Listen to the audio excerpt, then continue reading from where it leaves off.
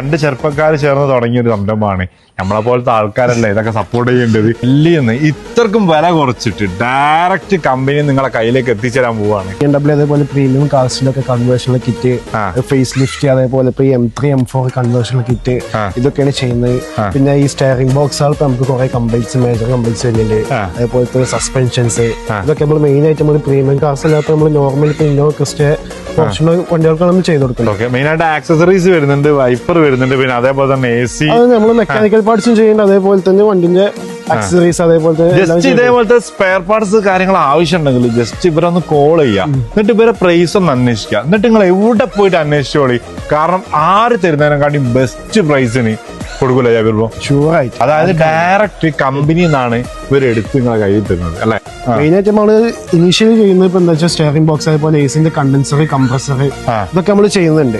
Comparatively നമ്മളെ നാട്ടിലേക്കാളും നമുക്ക് ഡൽഹി എത്ര മാറ്റം വരുന്നുണ്ട്? നമുക്ക് ഏകദേശം ഒരു 15,000 to 20,000 റേഞ്ച് വ്യത്യാസം വരുന്നുണ്ട്. 20,000 നല്ല മാറ്റം വരുന്നുണ്ട്. പക്ഷെ നമുക്ക് പലർക്കും അറിയില്ല. നമ്മുടെ നാട്ടിലെ 3-4 കടയിൽ അന്വേഷിച്ചിട്ട് അതിൽ ചീപ്പായത് എടുക്കുമ്പോൾ നമുക്ക് ഡൽഹിത്തെ മാർക്കറ്റിനെ പറ്റി ആർക്കും സത്യം പറഞ്ഞാൽ അറിയില്ല. ഇത് തന്നെ ഇപ്പൊ നമ്മുടെ ഇന്ത്യയിൽ ആണെങ്കിലും എക്സ്റ്റീരിയർ ആണെങ്കിലും M-Series കൺവേർഷൻ കിറ്റാണ് നമുക്ക് BM ആണെങ്കിലും. ഇപ്പോ BM-നാണ് ഇപ്പൊ നമുക്ക് നല്ല എൻക്വയറി വരാറ്. BM മാത്രമല്ല നമ്മൾ എല്ലാ വണ്ടിയും ചെയ്യുന്നുണ്ട്. BM മാത്രമല്ല എല്ലാം ചെയ്തു കൊടുക്കും. നമ്പർ എന്തായാലും ഞാൻ അടിയിൽ കൊടുക്കാം.